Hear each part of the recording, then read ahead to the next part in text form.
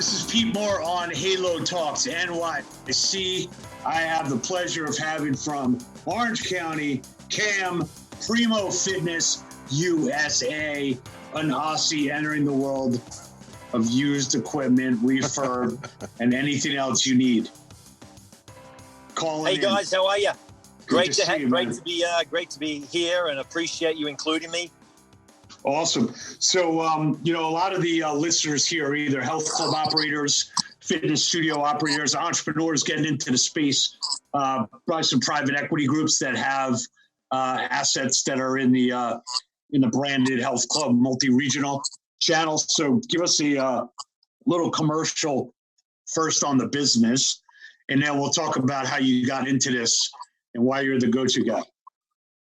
So Primo Fitness have been around for about 20 years now, based in right in the middle between San Diego and Los Angeles. It's an area called Orange County, Santa Ana. And they've grown tremendously over the years, starting out in a small garage, then a factory, then a bigger factory, and just outgrew. And so they're specialized in refurbished equipment, remanufactured equipment, and so shipping equipment all over the world in containers, interstate, state to state. We do a lot with LA Fitness right now, of course, with what they're going through, Planet Fitness, clubs and gyms, country clubs, medical, a lot of residential, home, gated communities, whether they need, new or used, depending on their budget. We've got reps sprinkled throughout the country. We do a lot over the border in Mexico, a lot of business we do right here. And we've got the nice luxury and freedom of representing multiple brands. So clients, customers are not locked into, to one type, one brand, different movement. Some people might like certain types of machines, the way they function and move and the way they look and build. And again, some of them may not have the money to buy new. So we've got great refurbished and remanufactured equipment available to them, and a 25,000 foot square showroom that they can come in and try it out, get on it, try it for size, and see if they like it. We've got a 30-day return if folks want to try out a bike or a step or climbing, any sort of a cardio equipment. Usually they like it. Sometimes only because of the size. They might have miscalculated the size of the garage or the room, and they might want to return it for a smaller piece. When you look at, Cam, the business cycles, and you see we're potentially going into a bit of a downturn here or a reboot, what from your, past experiences, what have you seen as opportunities either for companies potentially selling some equipment and making new, use of the space in other ways to try and free up some capital?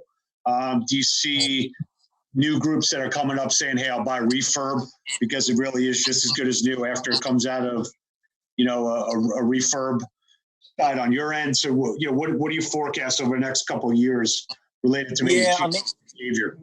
Really, my heart breaks, firstly, for those who are suffering through this, that have worked tirelessly to build up a business, and now they've been, just intercepted by this. And it's unfortunate. It is. I've gone in and looked at a lot of the gyms and some of the adjustments they've made with distancing of equipment and all of that. Talking to some experts like you, similar guys in the business, it could be 30 to 40% of people may not come back to the gyms. A heck of a lot of people have purchased equipment from suppliers like us, and they've set up their own gyms, and they've taken the trainers from the clubs to the home, and smart trainers have set up their own gyms at home and created their own little gym. So you've got to be creative. You've got to be on your toes right now. I think a heck of a lot is going to go into virtual, small studio stuff, 1 and 2 small group training. Big box is going to be, unfortunately, struggling, I think, with the massive overhead, not being able to keep the numbers.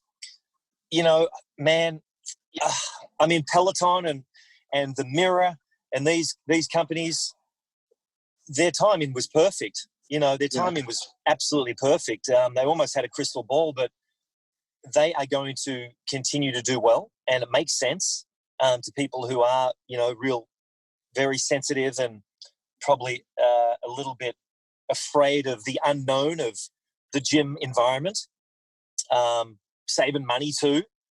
But, it's almost like the 80s a little bit, that home gym resurgence with a couple of those guys who are dancing around there doing commercials. Billy Blanks Richard Simmons and Richard Simmons. the other guy with the curly hair, Body by Jesse or Jerry or something. But Body by Jake, yeah. Jake, that's right. Anyway, I don't have a crystal ball, but I think vertical markets like the gated communities, residential, high rise, they're going to bolster their gyms and make it even more attractive for their residents. Yeah, and make the amenities better for them. That's absolutely going to happen. And hotels are going to be probably fairly strong category too. One of the most important things people ask when they book into a hotel, hey, what about your pool? What about your gym and your spa? And that's going to be something I think, slowly they'll start to improve their offerings at the hotels. Yeah, I don't know. I just think it might be going that way because one side's going to suffer. Got it. So when you take a look at, your commercial and your residential, are you finding that a lot of people are now you think they're giving up their health club membership? One of the things we've been trying to think through is the clubs that do survive, and they figure out, all right, let me get enough of a digital presence where, they can partner with someone like you and, it's $29 if you want to join the club and it's $99 if you want a piece of equipment at home. Also that they'll either work out a finance deal with you or, they'll pay for the piece of equipment and give it to the member, whatever kind of model works there. Do you see, the commercial clubs becoming almost like a distribution point for you in the future if they thought about their business differently? Wow. So there's the relationship and trust factor with the member and the owner of the gym. So if he wants to get into the equipment selling, renting business, some of them are, the spin studios are renting out their bikes to their members, right? Because they've had to cut it back to half. And, yoga, I don't know how yoga is going to survive, although they have a very little overhead. I'm sure some guys are going to have to diversify and get creative and think about what they're going to do with their equipment. And they already are loaning out, renting out, getting rid of, putting it in storage, all sorts of things. But that doesn't have a lot of longevity for someone who, they're going to have to try and compete against guys like us and all the other manufacturers and used guys and refurb guys.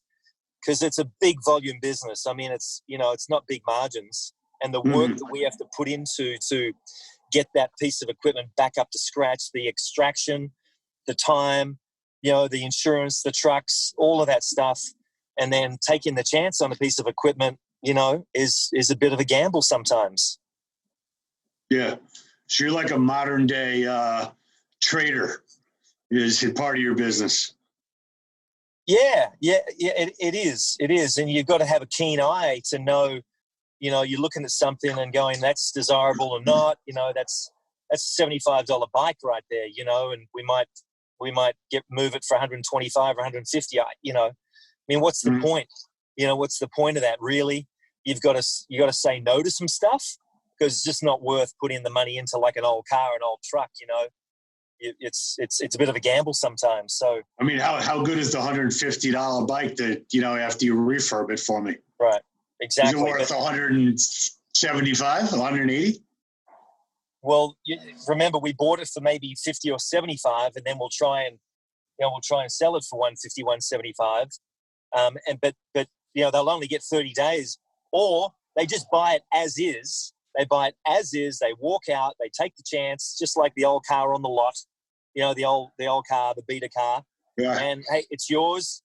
We don't want to hear. It's yours, right? You're taking it as is, and that's we don't do that much. But it's just people who just really nickel and dime in and don't want to spend any money, but have to have something now.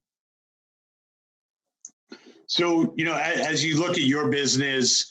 Give us a little background on how you said you started out of a garage. You didn't grow up here. So what got you into this capitalism? Yeah, me personally, I had a background in Australia playing professional Australian rules football.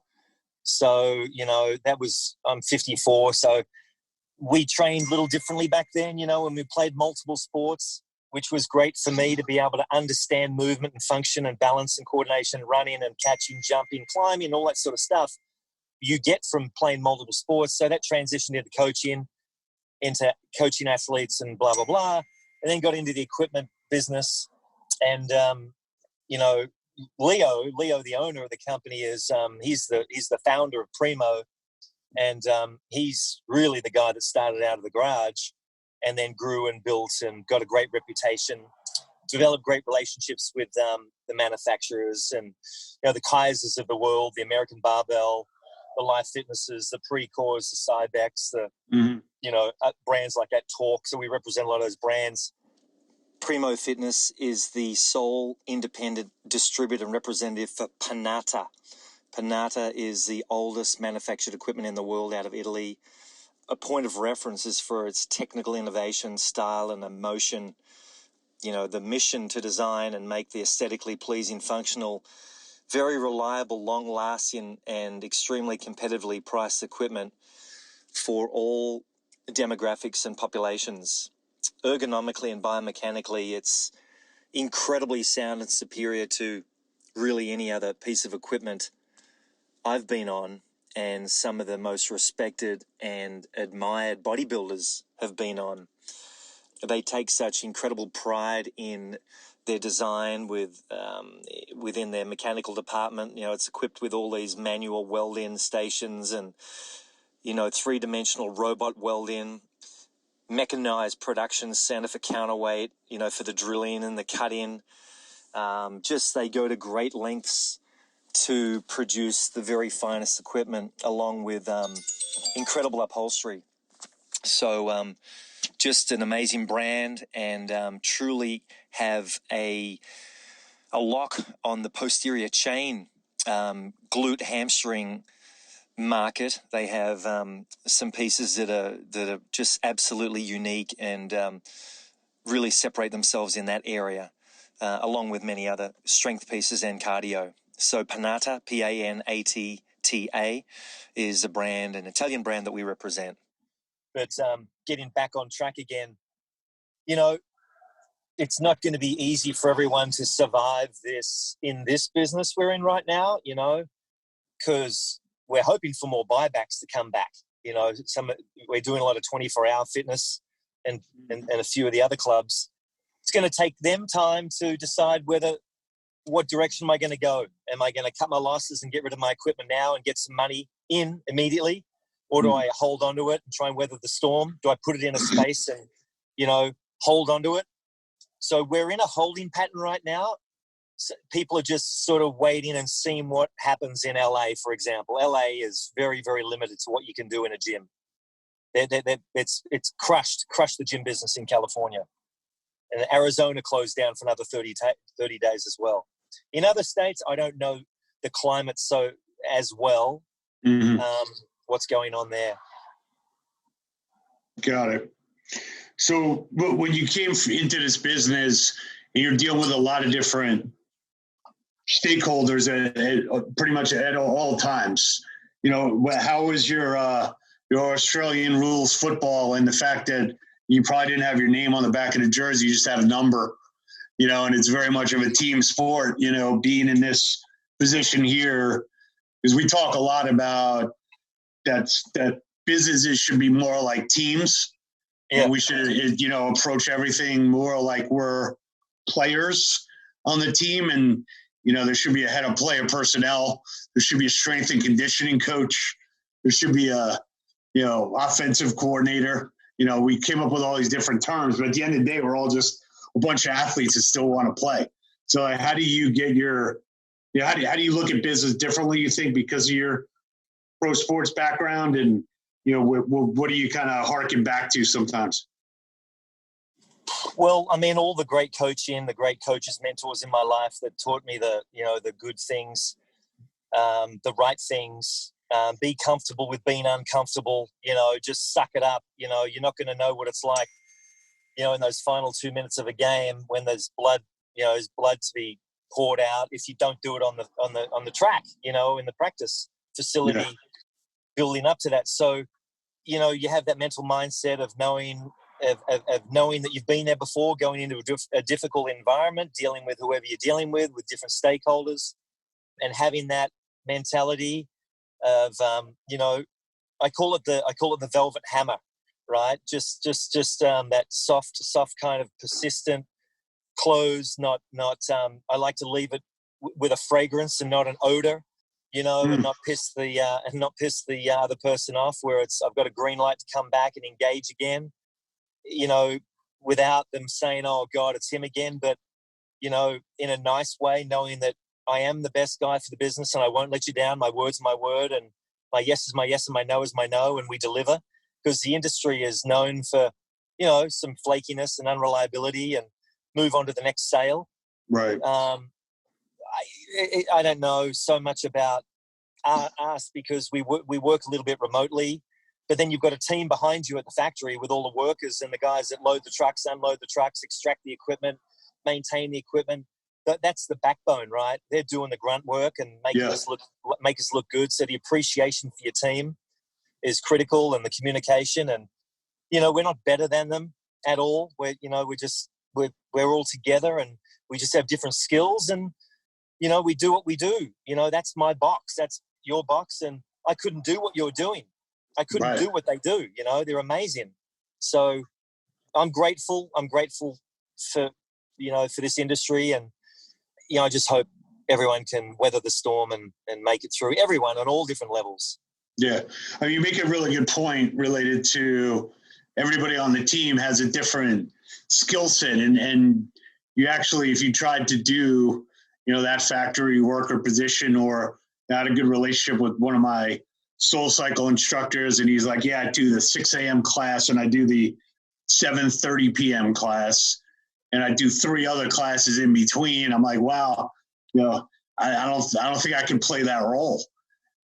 Even when I was 24 years old, I don't think I could put in 5 hours of live coaching. And then you look at the people that are cleaning. You look at the people now that would clean the bikes, and typically it's, someone, of ethnic descent, and, no one understands they were actually probably the most important people in the club, in the studio for the first, 90 days of this year. If they weren't doing their job, you could have gotten this virus. So I mean, hopefully people come out of this saying, hey, I appreciate what you do, and we got to run a profitable business, to make this work, but, a little more appreciation for every, person that makes that team work. So, yeah, absolutely. So in closing here, I wasn't familiar with your company, so I'm glad we were able to connect. You got a quote for us that you live by, or any quotes from back in the day? We like to have we like to get some quotes for our library and calendars. Yeah. When one coaches, two learn, so, being open, available, listening, being open-minded. Certainly iron sharpens iron, getting around, great like-minded people, and getting uncomfortable, getting around smarter, better people, training with them, getting pushed, forced. Yeah. I like it. All right, great. So we'll post up the link on PrimoFitnessUSA.com. Cam, great to have you on. Look forward to meeting in person, hopefully in Southern California.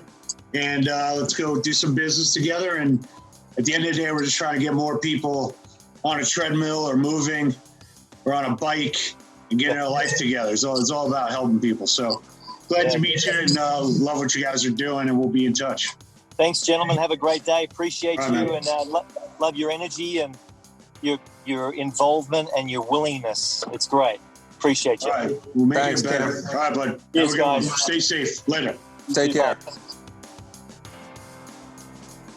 Give a shout out to my good friends at lassogear.com, LASSOGEAR.com. I want to give you 20% off using the code HaloTalks on the best compression socks on the planet. I've been using them during the pandemic.